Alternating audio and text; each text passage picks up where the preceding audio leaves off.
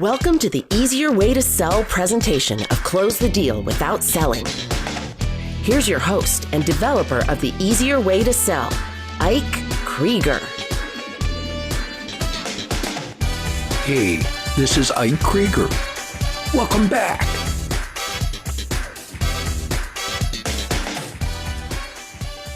You've heard me say over and over to just give up the need to sell. Notice I didn't say the commitment to sell, but the need to sell. But what do you put in place of the need to sell is that you ask questions and then just listen. You know how poorly most of us listen, and your response should be, huh? Well, they always talk about, well, he's the guy who wrote the book. I'm going to be having a conversation this episode with Dr. Mark Goulston, who you may be familiar with from a prior episode.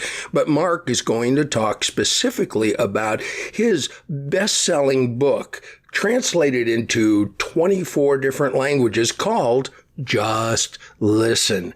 And I'm going to be doing segments featuring different comments and ideas and tips that Mark made available for you. He was very generous and he gave away some of his best stuff. I think you'll really enjoy it. So get out your note paper and take a lot of good notes. I'll put some of the ideas that he shared into the show notes. But right now, let's get right into a conversation with Mark Goulston.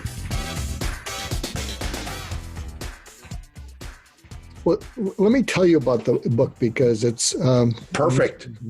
The book, Just Listen, is how do you cause the person you're in conversation with to feel felt? And feeling felt is different than feeling understood. And I'm going to share something with you because I spoke in Moscow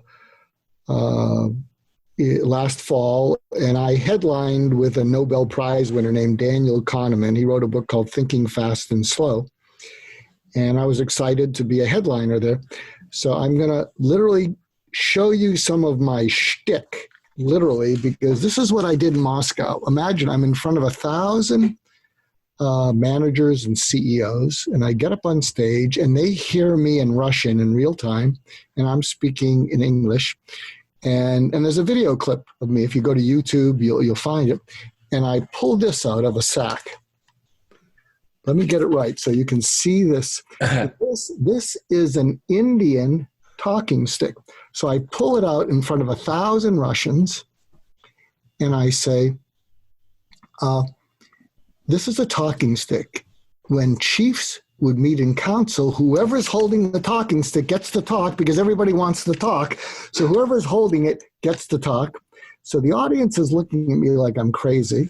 And then I say, but I use it as a listening stick. And then I looked at the audience and I paused and I said to them, if I focus on what you're listening to me, you're business people. If I deliver a bunch of bullet points, some of them will be helpful, some of them won't be. Maybe you'll try one, maybe you won't. And what we'll have is a transactional conversation. And if I'm engaging and entertaining, you'll give me your mind for the hour we have together. And they're looking at me like this. And then I switched from my AM voice to my NPR voice. And I said, so if I focus on what you're listening to and I, give you bullets, you'll listen to me and it'll be very nice and transactional. And then I leaned in with the listening stick and I said, but if I focus on what you're listening for and I get it right without you telling me and I deliver on them, you'll give me everything. And then I said, let me see if this is what you're listening for. And I'm going to adapt this to your audience. Okay. And you'll see. Because if you're listening in and you're watching this and you're part of the audience for this, let me see if this is what you're listening for. You're listening for something that will get you a greater measurable results. You're judged by measurable results. Performance is too squishy. It should be numbers. And if you get better numbers, you're going to get a raise. You're going to get a promotion. If you get worse measurable results, doesn't look too good. And I said that to my Russian audience. I say, is that true? And they go, "Da." The scoreboard doesn't lie. And then I said, the second thing is, and if I can give you a way of getting those measurable results, and it's less stressful, it's less frustrating than what you're doing now, is that what you're listening for too? Because your life is stressful. Selling to people who push back is stressful. Is that true? And the audience there went, "Oh, duh. No. How do you know that?" And then the third, which was the money shot, I said, and I think the third thing that you're listening for, and if you're in the audience for this podcast, it's the same thing. You're listening for something that is immediately doable by you, and you can start seeing results immediately, and there's no upsell. What I said to the Russian audience is I said, I haven't even written the book on this yet. I'm here because my other books are bestsellers, but I'm giving you something I haven't written the book on yet, and I'm not sure if I will. But if I can give you something that's doable by you, and you don't have to buy a book, you don't have to buy a course, and you can use it today, and you don't even have to like psychology or psychologists, would it be worth the over $500 you paid in a day of your time to come here? And they, "Oh, duh, how did you know that?" So that's how you focus on what people are listening for. And here's what I'm going to give you if you're listening in, because this is all new, because I haven't written anything on this, and I'm writing 2 other books, so it's not going to. This isn't even going to get written for a couple of years. So the name of my talk was called 1116. Why? Because nobody's ever heard of 1116 because I invented it. And so I said to the audience, I said, this is especially true if you're in B2B. So if you're listening in, I think it'll work B2C, but it's especially true for B2B. And so what I would say to you, listeners of this great podcast of Ike's, this is what you're listening for if you're a B2B salesperson. Drum roll. Drum roll, please. What you're listening, what your customer is listening for is, will they regret saying yes to you 1 day, 1 week, and 1 month from now? And what does that mean? Well, because they've said yes buying stuff for their company, and their boss questioned their judgment. Their boss said, "Why did you buy this piece of junk and you paid so much for it and we can't use it? What were you thinking?" And they don't want to go through that again. So what they're listening for is, will I regret saying yes 1 day, 1 week, 1 month? Yeah. You know, and what's the 6 about? And am I listening for something where 6 months from now, this is your customer. Are they listening for 6 months from now when I get a performance review? Will my boss say, "Sorry, no raise. You bought something that's a piece of junk and now we're trying to unload it"? So they're listening for not wanting to go through that again. But here's the other side. What you're trying to do is get them to regret saying no 1 day, 1 week, 1 month from now. What would cause your buyer, your customer in B2B selling, why would they regret saying no 1 day, 1 week, 1 month from now? Well, the reason is because they haven't solved the problem. You're having a conversation because they have a problem to be solved, so they have to go through the whole thing again. And plus, if you are really good at opening them up, if you are really good at getting them to present the problem so much more deeply than other people have, then there's a better chance that your solution is going to be a good solution if it solves their problem. So they're going to regret saying no if they have to go through this again with another vendor. Something else they're regretting that will cause them to regret saying no is if one day, 1 week, 1 month from now, what they said no to, their competitor said yes to, and their competitor is just lapping the field on them because they bought it. Their competitor bought it and they didn't. And of course, what they're also listening for is, will 6 months from now my boss say to me, remember that service or that product that you said no to? Yeah. Well, our competitor bought it and they're using it, and guess what? They're putting us out of business. So this is what they're unconsciously listening for. Salesman's nightmare. Absolutely. And then here's the big deal. And I told this to the Russians. I said, you're so oppressed. It's amazing they didn't shoot me. I said, you're so oppressed as a country, you're not even aware of what I'm about to say. This is what you're really listening for way, way, way down deep. And you've never thought of what I'm going to say because you're just so oppressed. I said, what you're listening for is that 6 months from now, you did say yes, and your boss takes you aside and says, remember that service or product you bought for our company? Yeah, am I in trouble?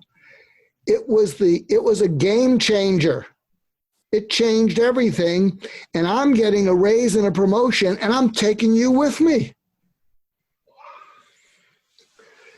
So again, this is what they're listening for unconsciously. And by the way, depending on how comfortable you are, I coach sales teams on how to bring that out. So one of the ways you can sometimes bring that out, the avoiding regret, thing that's going on in their unconscious. Let's say you're presenting something and you know that your service or product solves their problem. They know it solves their problem, but they're hesitant. And you try to uncover objections. Is there something we didn't cover? No, I think it's fine. Just send me some links and, let me think about it. What you're running into in this, and you can bring this out in the conversation, but you better practice it until it's natural to you. What's happening to them is they are getting a flashback of having said yes to something that didn't work out. And not only didn't it work out, after they got through it, they said to themselves, I can't put myself through that again. And so what's happening is down deep, they're not even aware of it. They're getting a flashback that, geez, this sort of reminds me of something I did earlier in my career. And if memory serves, I got fired because of it. Sales PTSD. Sales, that's exactly it. Sales PTSD. We'll write an article on that because we should. And so one of the ways to bring it up is to say, look, let me run something by you. And if it's too personal, push back. I'm here, yes, to make a sale, but I'm actually here to not only be of service, but I'm here to make you successful in your career. Neither of us are the CEOs.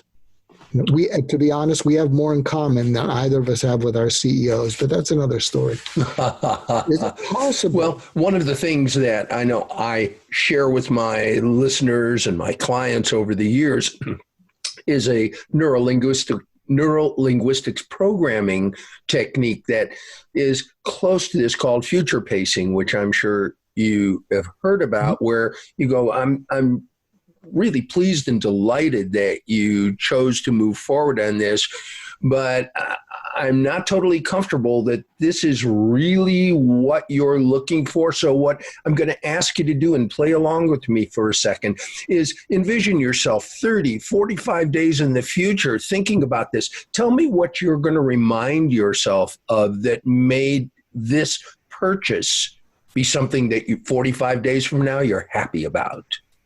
So it isn't as elegant as what you brought up, but I think it may do the same thing. And Well, look, your stuff is simpler. My stuff is elegant, schmelegant. This is selling. But keep it simple. No, but I will tell you, and if you're listening in, and again, just I'm happy for you to say, yeah, we're salespeople. But I am telling you, when I demonstrated that NPR tone, and I will tell you this, and you can practice it, people in the world are hungry to be talked with. Very few people are talked with.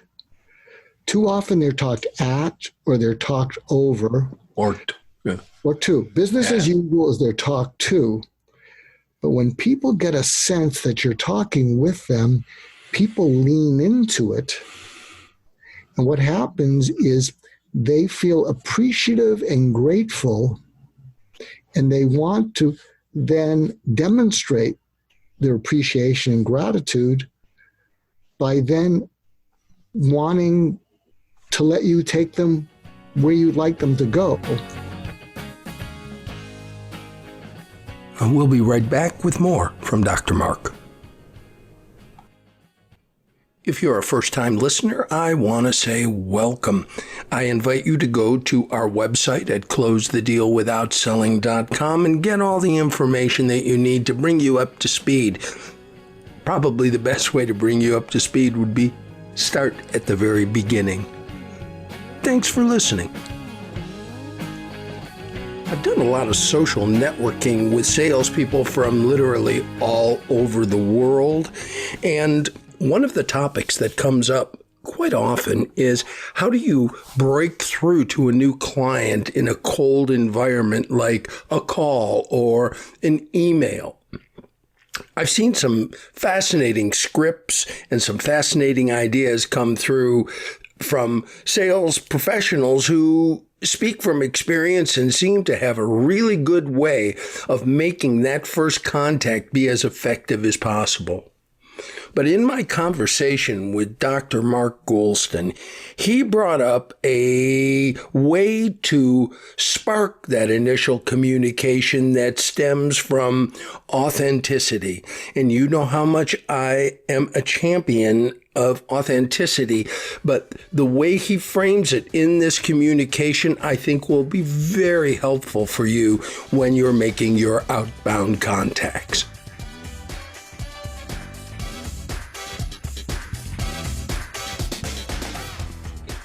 It's here's another tip, because you just triggered something. So I hope there's a pony in this pile of yeah. There's a pony in there somewhere. I'll tell you, I feel for all the salespeople that send me emails and cold things, and we have such and such, and I don't have the time, but I just feel like saying, don't you realize how much you're turning me off with this unsolicited, and you know nothing about me? I'll tell you what might get through to me. But again, I'm a shrink type, so I'm a little bit weird. But if I got a email that was transparent and said,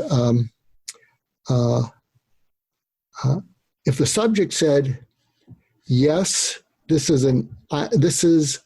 yes, I'm a salesperson, please read the beginning paragraph of the email. I might be intrigued. And then if the beginning of the email said to me, I checked out your company, and I want to know if I've identified a truly important, critical, and urgent problem that you're trying to address. Important is a year from now. Critical is 3 to 6 months. Urgent is this week. And I'm just wanting to know if I got it right. Now, I'll tell you why that might work if they read that. Because when the person reads that, they're going to go to their boss and they're going to be able to give their boss insight.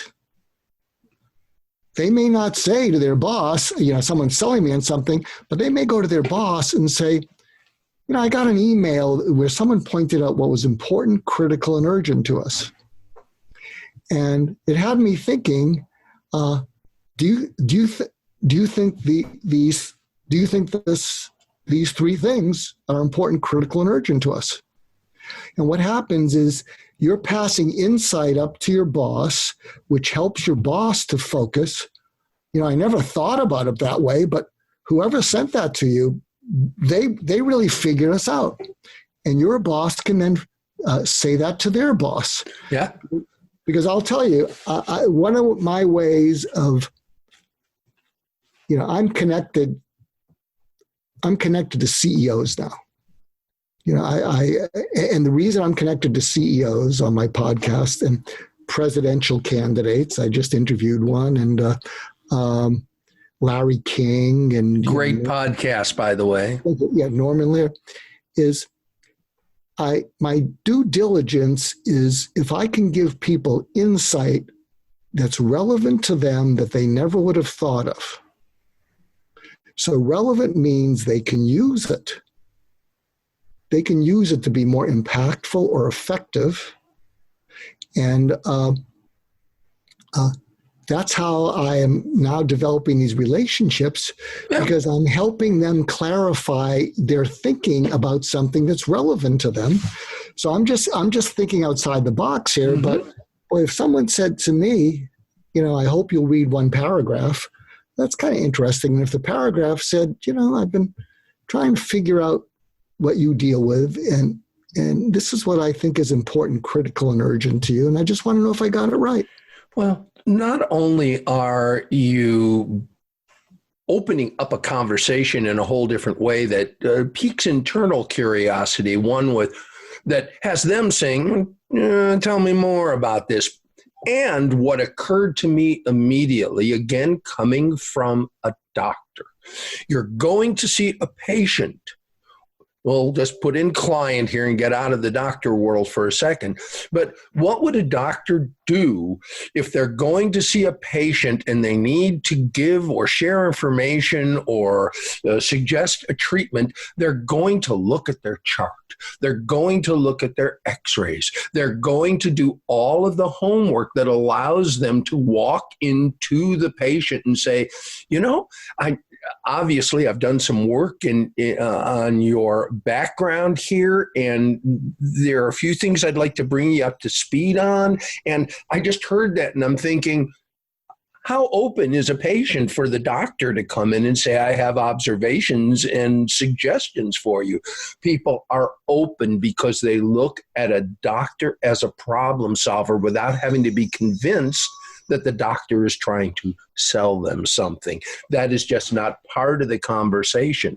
It's about, they're here for me right now. And to me, what you're talking about is shifting the conversation from I'm here with you right now versus you're here with me right now and my attention is on you and your problem. And too many salespeople are attempting to solve their own problem and avoid that research or use it as a way to pigeonhole a prospect versus to open up this conversation. So thank you for bringing that up again. And I want all of you listening to remember this think like a doctor, that if you can put yourself into that curious, authentic, and neutral mode that a doctor has when they walk into either a new or an existing patient, and they look at them and they say, so tell me, why are you here? Why am I here? What are we doing today? And I really want to know. And I really thank you for making that point again. And once again, I told you I was happy I had a doctor on. If you're going to tell people, think like a doctor. So think like this doctor. Please, go ahead. It's interesting what you're saying about doctors, because I consult the doctors too, and I say, I know you're under pressure. You got to see patients. You don't have much time. And maybe if your patients are desperate enough, they won't mind if you shoot from the hip. But the ones who are not so panicky that they'll take anything you say, they want to know that you've taken the time to understand their problem. And they can tell when you've shot from the hip. And it's not a good thing to do. And I won't say it's malpractice, but it's mispractice. All right. I can buy that. Same thing for salespeople with a one size fits all.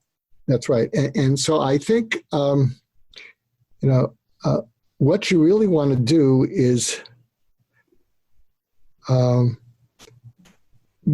hit people with your curiosity. Lead with curiosity instead of an agenda. Something I write about in Just Listen, one of my favorite quotes is from a British psychoanalyst, and he said, "The purest form of listening or communication is to listen without memory or desire." And what he said is when we listen to another person with memory, we have an old personal agenda we're trying to plug them into. And when we listen to them with desire, we have a new present agenda we're trying to plug them into. But in neither case are you listening to where they're coming from. And I talk about in Just Listen, you want to be a PAL, and PAL stands for purposeful, agendaless listening. Beautiful. Purposeful, agendaless listening. And when your customer feels that your purpose, and that's why I go back to, is that your purpose is not just to make the sale or solve a problem.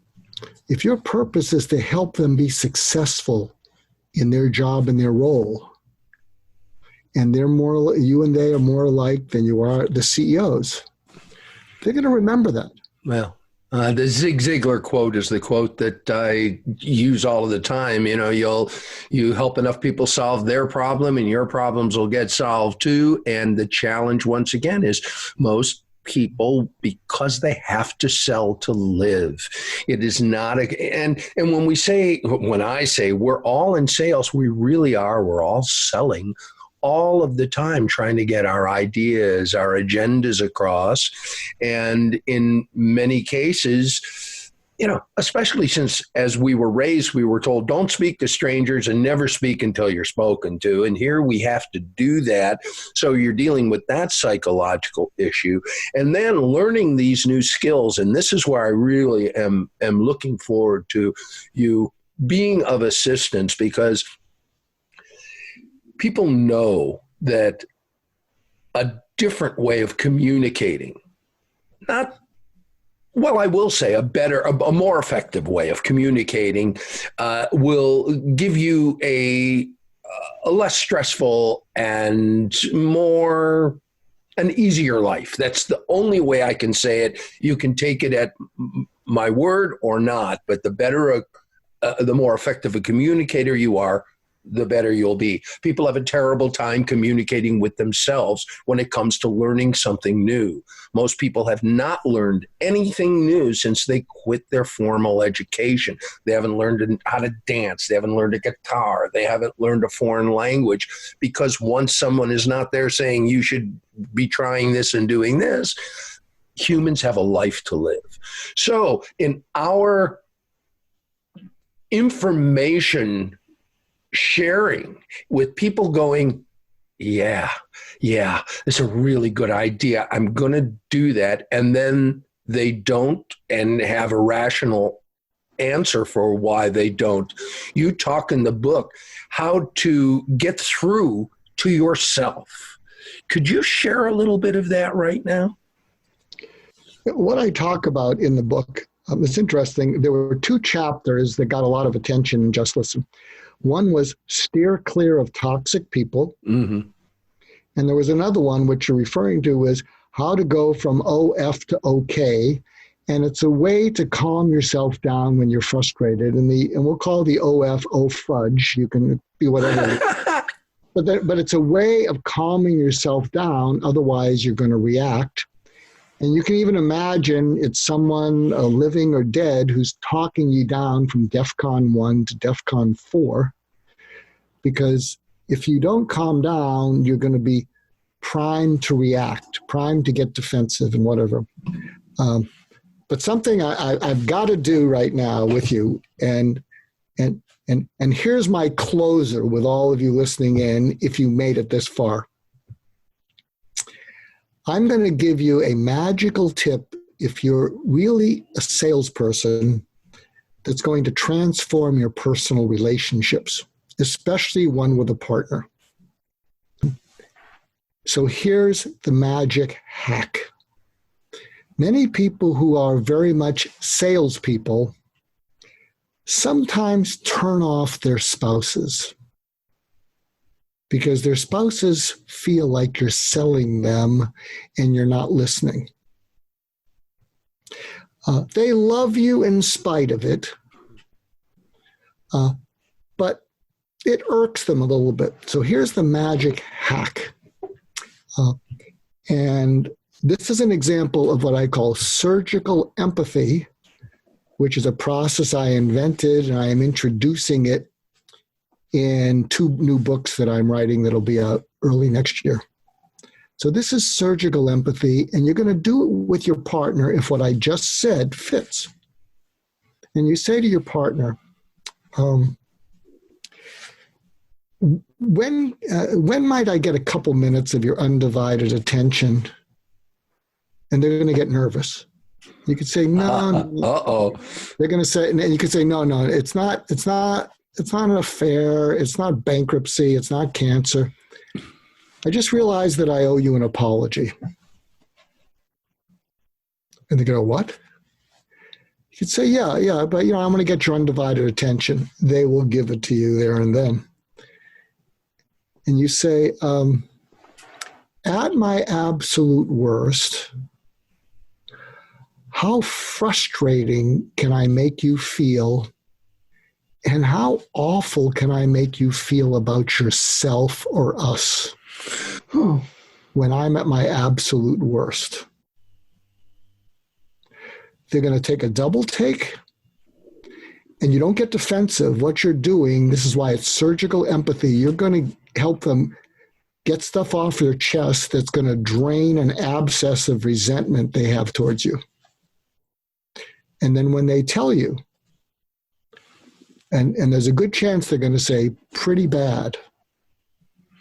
How awful can I make you feel? And then what you say to them is, at its worst, how awful. And if you're lucky, they'll say, pretty awful. And if you look in their eyes, they're going to be nervous because you've surprised them with something they didn't think you were capable of, which is intimacy. And then you say to them, take me to a time when I did that or failed to do that. And then whatever they tell you, they're going to look away because you've just given them the chance to unload something that they have resentment about, but they've been afraid to tell you because you would get defensive, you get into an argument, it wouldn't go well. And they're going to tell you, and they're going to look away from you because this is more intimate than you've been with them, maybe the whole time you've been with them. And then you're going to say to them, look at me. And their eyes will be tearing up unless they're just so furious. But if they're furious, it just means they have all the more to get out. And then you say, look at me. And you say, I did that, or I failed to do that, and I was wrong. And you deserve better. I'm going to fix this, and I'm sorry. You do that, it will change your relationship. But you have an opportunity for it to be better than it's been, to avoid a divorce that you're heading towards. But you can't mess it up by going back to the old way. Huh. So that's my closing pitch. Well, that's, to me, that whole conversation of being able to get inside of the what do they call it? Like in the Venn diagram, the domain that would actually have the circles cross, that would have the circles touch and become part of each other in such a way that actual, more than contextual touching, where you can actually say to someone, "You've touched me." And that is a gift to have as a communicator. And I just am so pleased that these are now accessible to the listeners. All I can do, though, is suggest to everyone here, and you're going to have to hear Mark saying it in a way that doesn't sound salesy, because for the man who's learning how to be even better at closing the deal without selling, I'm going to say, get this book. Do anything you can. Get online, get it from a bookstore. I don't know if any of you remember those, or even if some of them are still available, but this book will give additional yet unique ways of looking at interpersonal communication. Well, that's going to do it for this episode. I get jazzed every time I have a conversation with Dr. Mark Goulston, and this time was no exception. And there's a lot more to come in my conversation with Dr. Mark, and I'm going to share that with you in our next episode. One of the other topics that Mark will be covering in our next episode is emotional shyness, and that term has come up in prior episodes, but we're going to look at emotional shyness from the standpoint of making your life easier in terms of your initial conversation with your prospects. What can you do to get over that reluctance to have that authentic conversation? That's kind of what emotional shyness is all about, and we're going to see if we can get you on an easier and better path. This is Ike Krieger. See you next time.